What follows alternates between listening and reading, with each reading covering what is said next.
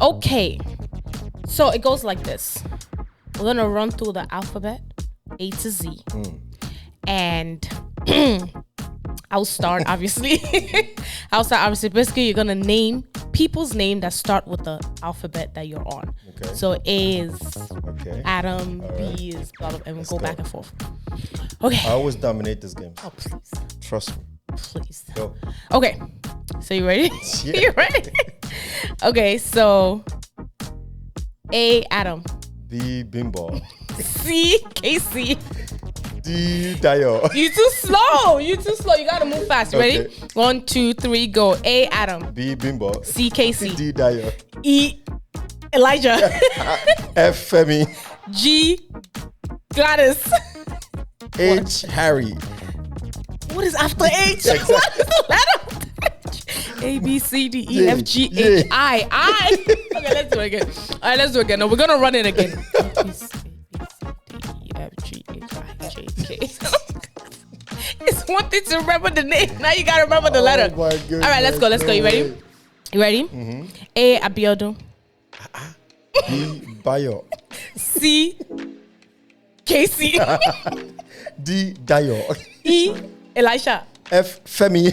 G, Gladys. H, Harry. I, India. That's somebody's name. What? That's somebody's name. But no. Anyway, you know what? It's somebody's name now. Okay. J, Jaye. Jayon. What? Joseph. No. That's cheating. You can't use It's it twice. Not cheating. K, Kelsey. L for Loni. M for Matthew. N for Nancy. O for Loni. I'm done. It is okay. I'm done. I won this one. Blessings and love. It is always a great day here at Refuge and Fortress. Yes. My name is Emmanuel O. And I'm Loni O. And this is Philia.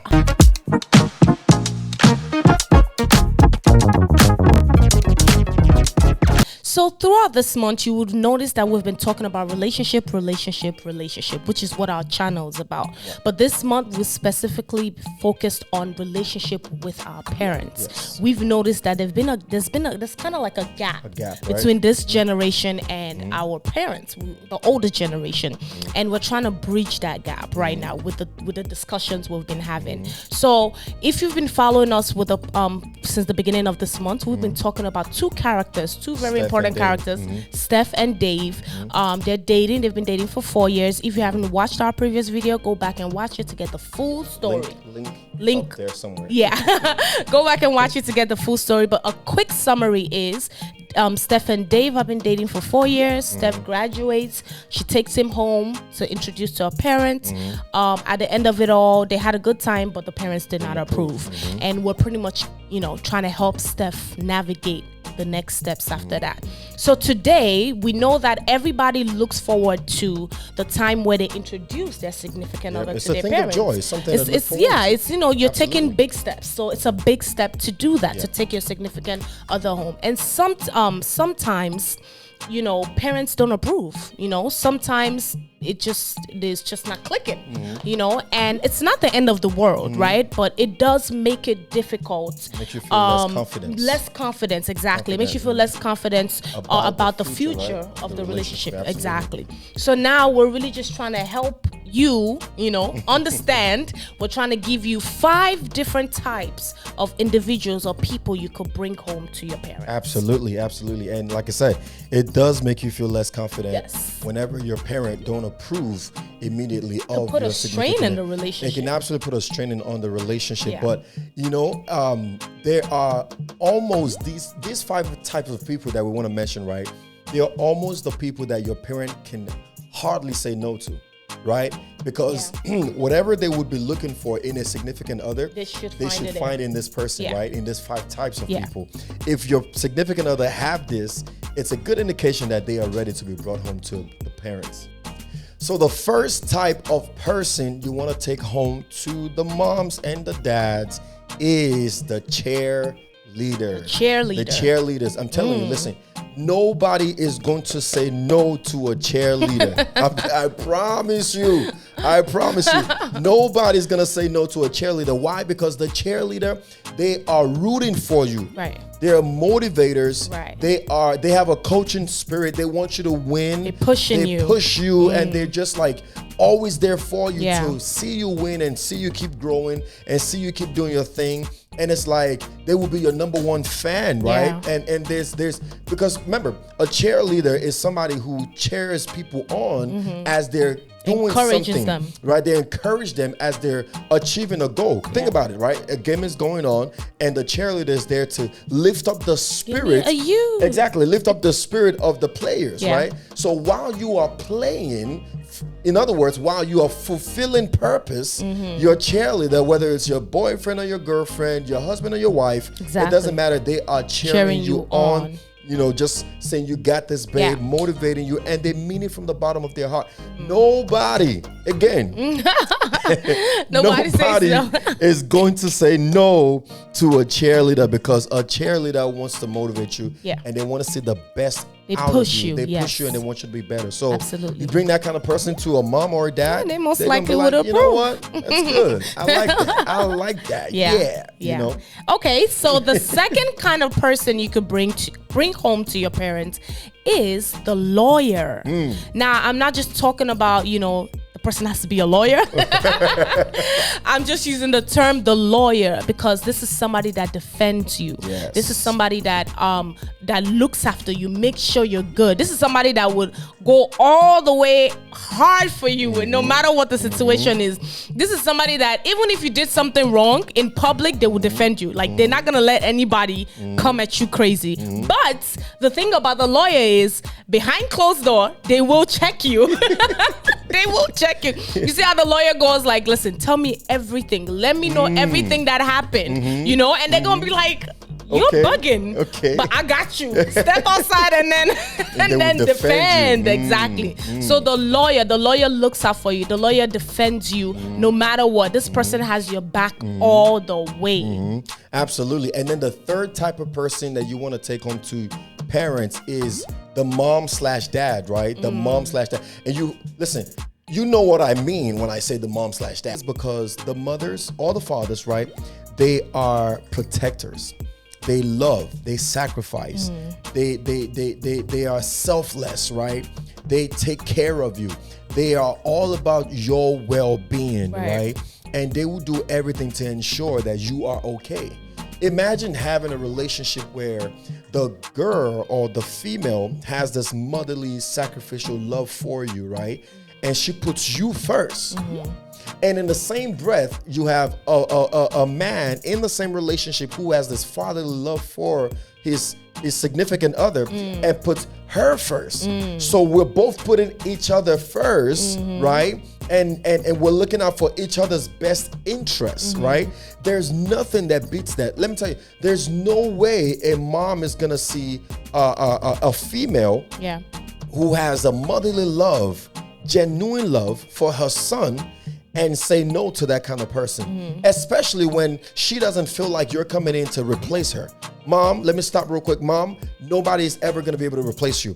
You need to know that there's no amount of love that anybody can have to replace a mother. The love of a mother will never go away. Absolutely. My wife cannot replace my mom. Absolutely. You understand what I'm saying? Yeah. Like, she's just coming in to take over where my mom left off. Exactly. But the mom who is not jealous and who's not thinking maybe somebody's coming to replace her will be happy because now I've got somebody who I can trust. And trust to take care of him, not only take care of him, but also take care of their children as well. And give this motherly love to the children, which is her grandchildren, you know what I'm saying? And then they will be able to take care of the home, right? So you want a mother kind of love out of the female. At the same time, you want the father kind of love as well. Even out of the male too. You want that. When we say the mother kind of love, think about the characteristics. You want somebody that loves you, that cares for you, that puts you first, that sacrifices for you. Those are all motherly kind of love. Absolutely. You also want that from your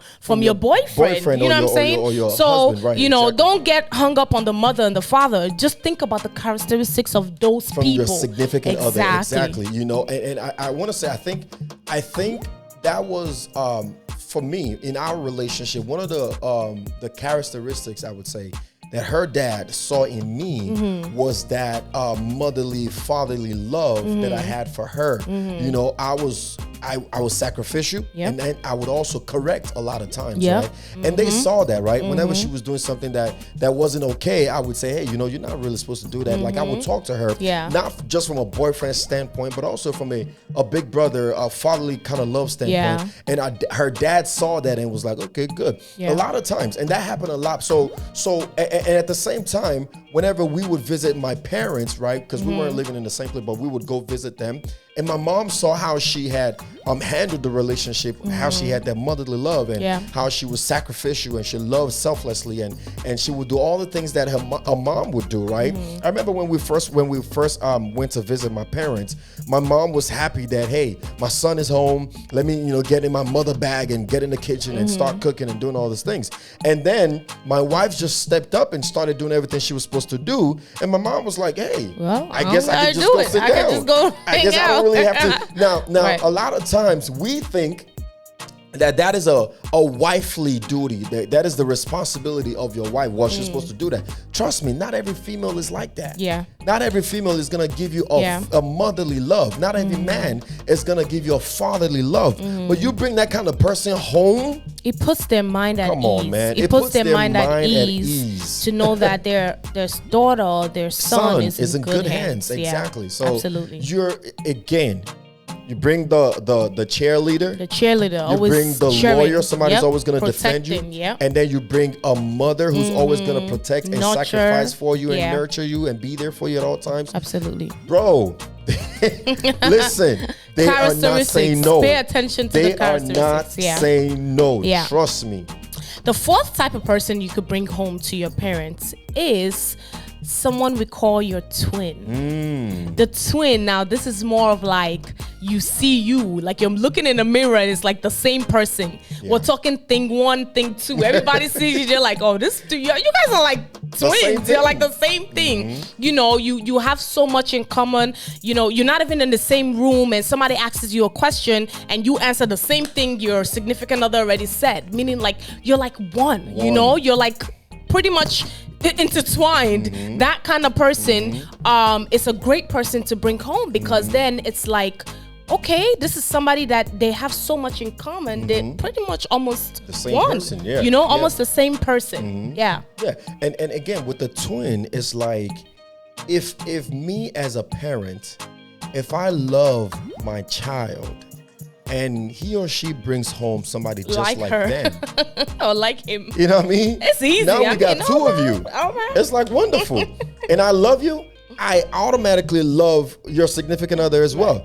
If they're like you, the things the things that you find fun in, she does or he does too. Yeah. The things that you used to like, you know, the things that you would use to pass time, she does it. You know what I'm saying? Like your interests are aligned, your belief system are aligned. You go to the, like if you're a church goer, you go to church. If you love the Lord, she loves the Lord too. Yeah. It's like, hey, you know what I mean? Like this is you in a different body. Exactly. It's like you can't go wrong with someone like that. And again, you bring them to the parents, they will not say no. Now, here's the thing about the twins, though. If you are, quote unquote, a difficult human being for your parents, you're not going to bring someone who's also like you. Ha! There's okay, here there's pros and cons to everything, right? And that actually leads to the next point. Leads to the next kind of person, and we're gonna give a disclaimer after this point so that people can, so we could balance it out. But the next point, the fifth kind of person to bring is what I call the balance. Yes, the balance. Yeah, balanza. Yeah, balance. The balance. Okay. The balance is a person. So I hate using this term, the better half, because you're supposed to be the better fool. Two fools coming together to make one. It's not a half and a half coming together to become one, because if something was to happen to that other half, then you are incomplete for the rest of your life, right? So I want to believe you're a fool, you're a one, and your significant other is one as well. Yeah. So now, the balance, right? The balance is someone who makes up for your shortcomings. The areas where you need improvement, they come in and they are sufficient in that area. Yeah. Like we were talking about before, if you are a difficult human being, to marry another difficult human being would be tough. Parents may say no because they know what you want on the con side. You know what I'm saying? So, but if you come in and you bring somebody who is easier to deal with, then it's like, okay, great, this relationship could work. Yeah. Or if you have somebody who is naturally lazy, marrying somebody who's also lazy could be detrimental to the future of the relationship. Yeah. But if you're lazy and you bring somebody who is a go-getter, then it makes it easier to chew and say, hey, listen, when he or she is being lazy, at least their significant other can step up and say, let me step up and do what needs to be done. It doesn't help when we're both lazy, right? I'm just using laziness as an example, right? Yeah. But the bottom line is the balancer is someone who brings a perfect balance, a perfect everything that you know what I'm saying. The things where the areas where you're lacking, they come in and they fulfill those areas, and they balance you out. They're helpful. So I feel like that would give your parents a peace of mind to say, you know what, they complete each other, right? They complete each other. And again, I put that last, or I will put that last because again, I don't want you to rely too much and get hung up on that fact of balancer or someone who completes you. The goal here is for you to be complete on your own. If there are areas that you need to work on those areas and be the best version of yourself. So not to say, well, you know, I could just be anyhow because I'll get somebody that balances me. That doesn't help the other person. Exactly. You know what I'm saying? Nobody wants to be the balancer all the time where it's like I'm coming, you know, that's not what we're saying. We're just saying that finding somebody that, you know, we're all human beings and everybody has faults. Everybody has traits and characteristics where they need improvement. When you have somebody that levels you out, that balances you out, that's what we're talking about. Not saying that you then dwell on your faults and live in your faults and say, you know what, I have my partner that could help me balance or fix it or whatever the case may be. That's not what we're talking about. We're just saying having somebody that's able to kind of just still help you kind of, you know, put you in a good balance in general is what we're talking about. And again, remember, we're just talking about from the parent's standpoint, right? When they see that, at least they know all hope is not lost. It doesn't mean that you stop developing and improving yourself. It doesn't mean that at all. And then there's a specific traits that we pointed out. Doesn't mean you get someone that's a balancer, that person can have faults that could make the relationship not work. You understand what I'm saying? Not saying somebody that's a balancer is a perfect human being. There's so many different circumstances or situations or whatever that can make somebody not be the right person for you. These are just traits to look for that you want in a person. If you have all five, in that same person, you know, like I do, that is all. First of all, I'm complimenting you and you look shocked. So I said, if you have all those five in one person like I do, like that is no, like I do, like I have. You are the one. Oh my goodness. As in you, my husband, I have all five in you. In me. Oh, Jesus. Okay. Just so No, let's be clear, Loni. Just want to be clear. So wait, hold on, time out. What does that mean? So you don't have all five in me? No, I do now. No, I do. No, of but course. you do though. What would you say? You do. Wait, I do? Like I have all five? You have all five. Madari Miru. It's okay. Bottom line, what we're trying to say is you have one person that has those characteristics. You have a pretty well-rounded person that you could take home with you. And just to, you know, we like throw disclaimers out because we got some people out there that are funny. But let's just say this. These are just pointers, right? There's so many. You laughing? There's so many situations that causes a relationship not to work or causes somebody to not be the right fit, you know. But this is just in a general sense the kind of person. Go continue now. What? This is just in a general sense. This is what I got to deal with every day. This is just in a general sense. On a serious note, this is just in a general sense. Trait you want to look for in that person, the one kind of person that you could take home to your parents. Yeah. Oluwasho. You got any more disclaimers you want? Oh man. Woo! Let me add this as we close. The thing is this, right? We listed 5 things. Yeah. If you find somebody who has 3 out of those 5, you won. You've won, as in to win in life. No, you good. What? No, but you're winning life, or you good, Sha. I say, hey, you good. I ain't say that. You good. Right. You know, because you're not, like we said, you're not gonna find somebody 10 out of 10. Unless the man want Jesus. You get it? So because I said he has a 5 in him, let me even think about those pointers again. Chekosi. Wait, what are the pointers again? Angel, don't let me call my angels. Baby, come on. I have a 5. We both have a 5 now. Yes, we do. We have. But if you find somebody who does not, it's not the end of the word. If they have at least 3 out of those 5, it's a pretty good indication that, you know what? Let me I can introduce them to my parents. Yeah. And again, remember, we're saying all of this as to help you understand that these are traits, qualities, and characteristics that your parents are looking for in a significant other. Yeah.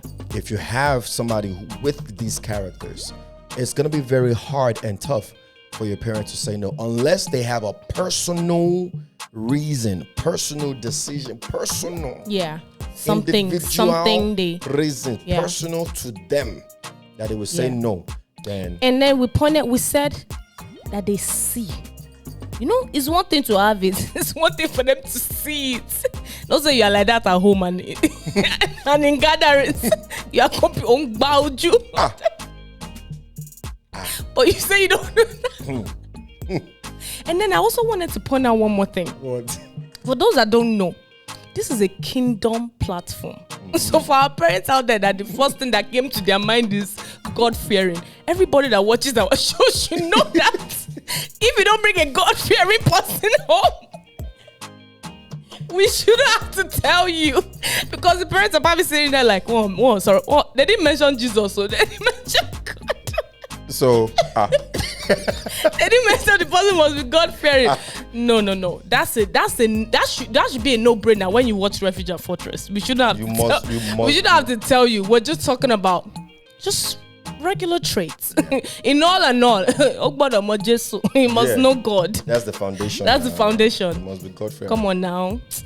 Emmanuel now. You know, don't say you are God-fearing, but you are God. There are levels to God. You know, the pastor came and ministered over the weekend, and he said that in the kingdom of God, we are all dedicated. Yes. We are all dedicated. But there's levels to this dedication. You know, when he was saying when he has never missed a Sunday. In 20 years of ministry, he's always been in church every Sunday. Yeah. Even when his wife was giving birth to one of their children, he still went to church.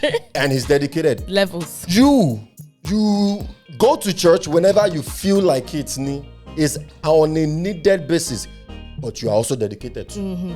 There are levels to this dedication. God-fearing. And there are levels to being God-fearing. Don't say you are God-fearing and you are not really God-fearing. So if you say you are God-fearing, just ensure you are really God-fearing. So I hope we've shared a tip or two to help solidify your kingdom union today. Don't forget to like, to share, to subscribe, and make sure you comment what you're thinking. What's going through your mind right now? Whatever is going through your mind right now, just type it. Just type it in the comments. Comments down below. And until next time. Be the light. Be the salt. Be the salt. Be the light. Yo, what is going on? Be the salt. And remember, all things are possible if you believe.